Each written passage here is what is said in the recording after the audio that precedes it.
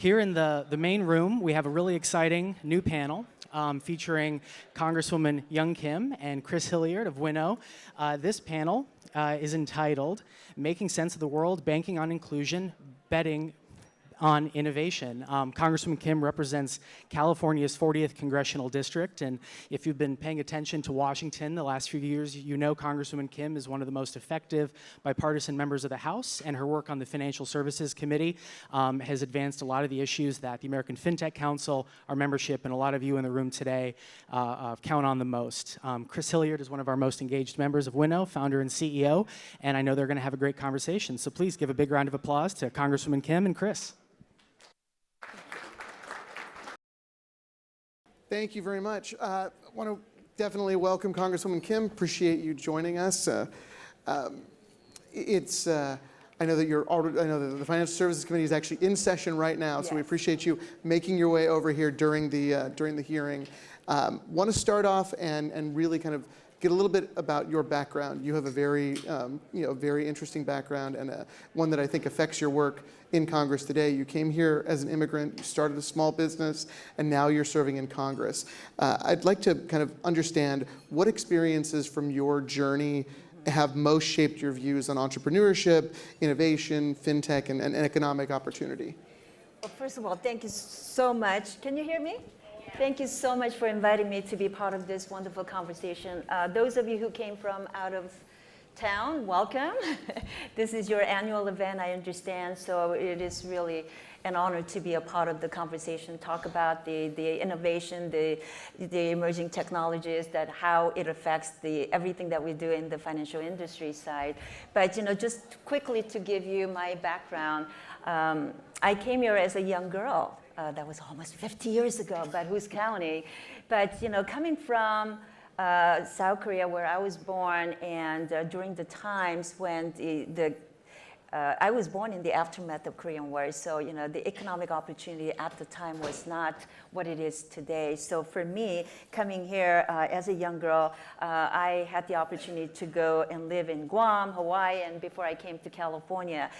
Along the way, I saw how challenging it is for an immigrant without any credit backgrounds in the United States, trying to get capital, trying to get a loan from the banks, how difficult it is to live the American dream. But I saw firsthand from my parents, if you work hard and you give everything on the table and then just do everything, then you can actually achieve the American dream.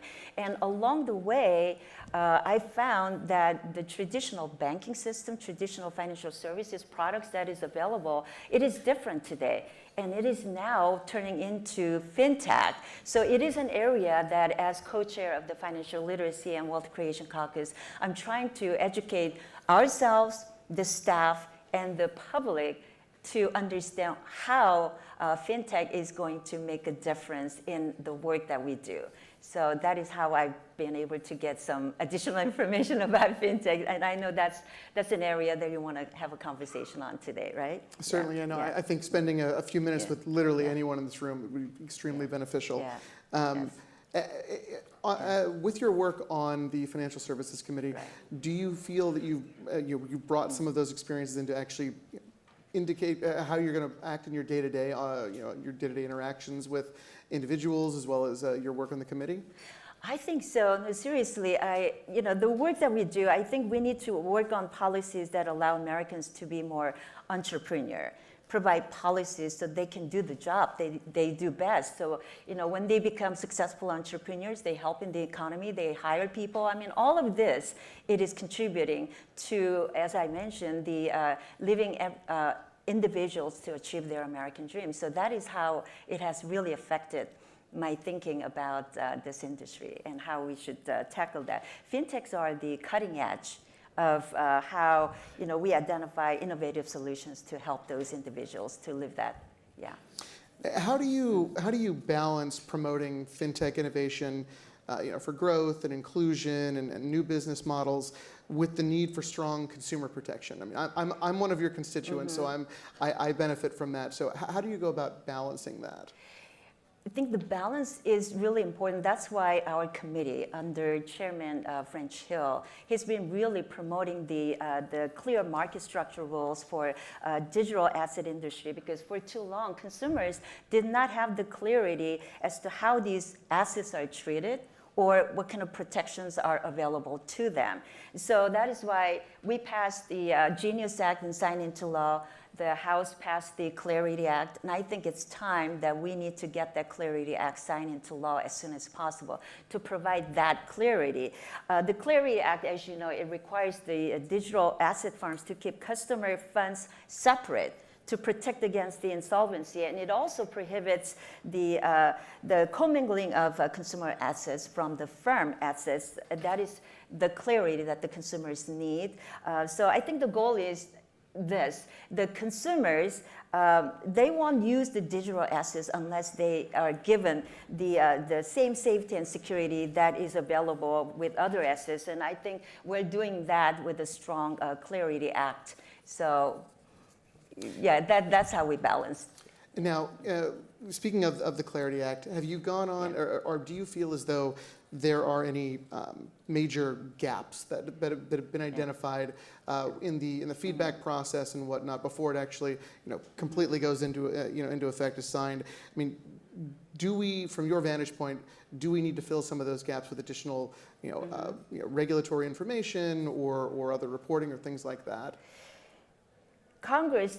As Congress and policymakers work on legislation, I think the important thing is that we have to be careful and approach how we legislate and work on policies so that we do not rush regulations for the sake of having some clarity and the regulatory, when people are asking for clarity, we don't rush into it and then add more burden. Right? That's something that you don't want policymakers from doing that. So we don't want to put more high regulatory burden that fintechs are forced to stay away from helping the communities that need the help the most, right? So we want to be careful and avoid providing more regulation. It is the banking industry, financial service industry, the fintechs, they are already more regulated. So we don't want to add more burden to you. For those of you playing along with your AFC bingo card, I'm going to get into AI now. So we'll have every panel touch upon AI. It's important. So with data governance, privacy, and AI, obviously they're increasingly converging in fintech. Everyone in this room is using AI in some form or matter. And if you don't think you're using AI, you are using AI. I'd like to kind of dig into that a little bit and ask you, as we're looking at the innovations that AI has brought us and whatnot, what is the Financial Services Committee, what principles do you believe should guide the regulation of AI, especially when used for credit decisioning, and would like to hear about fraud detection and compliance automation. How do you see that working, and how do you see potentially RegTech companies such as mine fitting into that? So last Congress, 617 questions, I apologize, but I figured I'd get them all out right at once. Last Congress, I was assigned to serve on the AI working group, and we had like 7 or 8 rounds of roundtable discussions to talk about how AI is already working in the financial service industry. And I think the artificial intelligence is, in some ways, we recognize it is already here. A lot of companies are utilizing it, and so we need to embrace it, as you mentioned. But because AIs can, in some ways, create a more transparent credit decision process. It also applies factors that there are far more, equally, and in some cases, eliminate certain biases as well. And in the credit decision-making process, sometimes we wonder, is it going to, in the case of credit application, and then if it is, we rely on AI only, what are some of the factors that the AI-generated model is not looking at? So we've been able to kind of review those things so that we do not, stifle innovation Because again, that is the key here, right? The key for AI regulation is ensuring that we do not curtail innovation with more burdensome regulation. And I think that regulation proposed by Congress has to have a balance between consumer protection, copyright protections, and also seek clear artificial intelligence modeling. No, I mean, and I would kind of dig in just a little bit more on how do you feel as though when you're talking about the potential aspects that an AI model is not bringing into account, are you doing work on seeing what the ethical use of those are, as opposed making additional approvals, or ensuring the denials are not based upon things that should be prohibited? Is that work something that you're specifically looking at as well? We're trying to make sure that the AI generated model, and as I just mentioned, if they deny some credits, are there other ways that we can counter the decisions that's already made by using other either human factors, or because AI generated machines are also generated by humans too, right? And so I think we've got to be careful. And in terms of getting feedback on that type of information, how would you encourage the folks in the room, as well as your constituents or anyone else, to better engage with their representatives or Congress in general? This is where the fintech industry and the members of Congress can partner. There is less or not enough education that is being done with the public about the fintechs or different models of different tools that is available, which is the purpose of the Financial Literacy and Wealth Creation Caucus. We've done a lot of roundtables, we've done a lot of workshops, because again, this is an area we're not fully engaged in, or not all members, unless you serve on the Financial Services Committee or have an interest in the field. So I think this is where we can partner either locally or on the Hill and continue this conversation. We are talking a lot about the payments system too. That is something that I'm hearing a lot, and I think we've done a lot in the data privacy or other areas.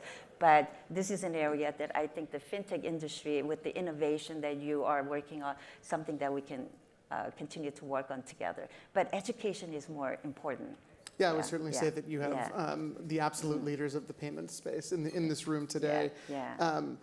Since it's happening in real time, is there anything you'd like to mention about today's hearing that's going on? I believe it's on the increase of coverage for deposits. Is that right? Yes. Part of that? So, sorry, I know we pulled you out of that, and you've got to get back to it. I got to get back and try to ask the, so I want to engage in that. But again, I just want to end by saying that we've done a lot looking at the, digital assets, artificial intelligence. And like I said, I think one area that we're starting to hear a lot, but we haven't done the conversation a lot, is the payment industry. And I think if we can level the playing field that balance the innovation, the consumer protection, market competition, I think that we can benefit the most from the instantaneous payment system, and that is an area that I would be really focusing on work with you. So thank you so much. Yeah, certainly. I thank you very much for your time. I know you've got to get back to the hearing. So if I seem like out of, No. So, we really appreciate you taking the time to come over and speak with us. Thank you very much, Congresswoman Young Kim. Thank you very much for having me. Thanks.